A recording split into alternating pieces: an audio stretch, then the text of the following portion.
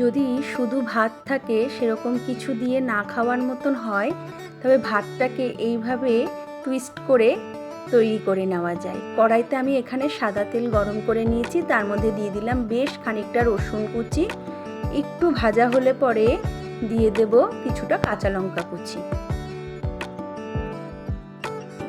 দিয়ে দেব কিছুটা পেঁয়াজ কুচি, দিয়ে ভালো করে ভেজে নেব। দিয়ে দিলাম পরিমাণ মতন নুন।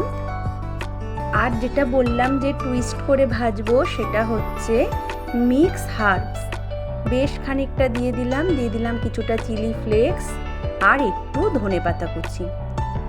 একটু নাড়াচাড়া করে দিয়ে দেব ভাত। এটা প্লেন ভাতই, আমি ঘরে দুপুরে রান্না করার জন্য যে ভাতটা করেছিলাম সেই ভাতটাই। খুব ভালো করে নাড়াচাড়া করে নেব। আর একটু আমি এখানে নুন দিয়ে দিলাম কিছুটা গোলমরিচ গুঁড়ো, আর নামানোর আগে দিয়ে দেবো আরও একটু ধনেপাতা কুচি। তৈরি হয়ে গেছে আমার হার্বস রাইস, তার সঙ্গে আমি রেখেছিলাম ক্রিমি চিকেন।